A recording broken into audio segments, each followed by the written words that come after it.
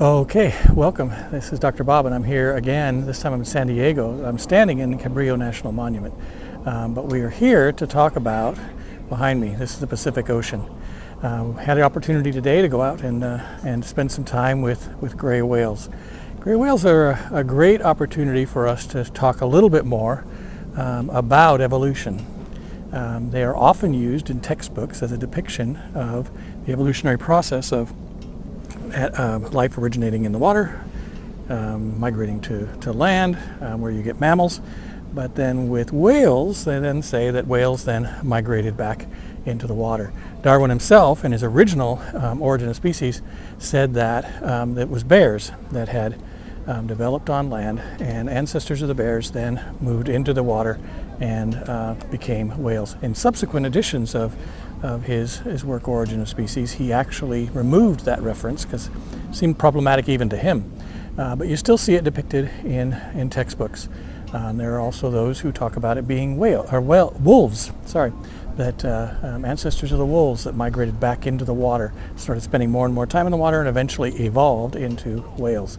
Creates a couple of major situations, and what we'll focus a little bit on, which was one of the great observations we were able to make today, is whale tails.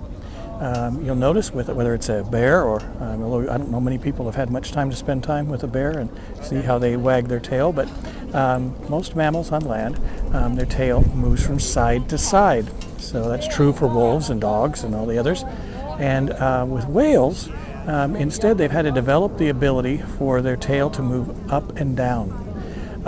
That seems like a minor thing, but it's a big deal when you're talking about evolutionary processes, because the body type should then be reminiscent. They talk about these vestigial organs or features such as feet, and in whales the pelvis, which actually do serve a function in a whale aside from a place to affix legs.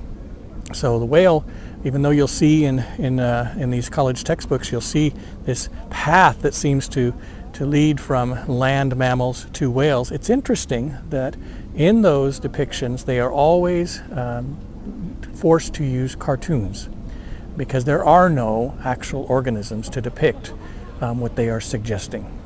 And so with these whales, what we were able to see was a wonderful creature that was created by God. It's interesting too when you look at the Hebrew and it talks about fishes, that it isn't necessarily talking about what we talk about, fish with scales and everything else. These are animals that live in the water. And so there's not this distinction necessarily between those that breathe with lungs and those that breathe with gills. It's simply a matter of where they reside. Same thing with the fowls of the air. It's about where they reside, and it would then include bats, even though they don't have feathers. So it's not talking about body type or things like that. So where they reside. So with these whales that we were able to see today, it was another great experience. These whales were, these are gray whales, and so they grow to about 50 feet, which puts them in the same general category as a mosasaur or even a megalodon. So sitting in a boat alongside them was quite an experience. Blue whales, of course, grow twice the size. The other thing to remember when we're talking about whales, you can't help but think about Jonah's experience in the belly of what we say the whale. In the scriptures, of course, it's actually talking about in the belly of a great fish or a sea monster, for lack of a better way to put it. But it's interesting because people will often ask, could he fit in there? Well, obviously, with a whale, no problem. Even with some of those creatures that probably made it through the flood, whether it's a chronosaur or others, of course he could have. But there's a significant indicator in the scriptures that gives us even more information. And that's when it says that God prepared this great fish to swallow Jonah. So regardless of what we see in the anatomy of whales or fish or anything else today, the fact that the animal was prepared by God to accept Jonah would have been the great factor, the most significant factor. And then to say, could he have survived that 3 days? Well, actually, when we read the scriptures, nothing says that he did. We know that he was within the belly of the whale for 3 days. How can we be so confident? Because even Christ himself refers to Just as Jonah was in the belly of the great fish for 3 days, so he would be in the tomb for 3 days.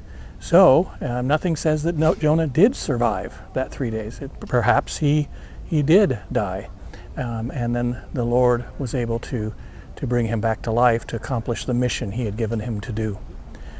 So we shouldn't be so concerned about or so fearful of the miraculous, since we're all counting on miracles.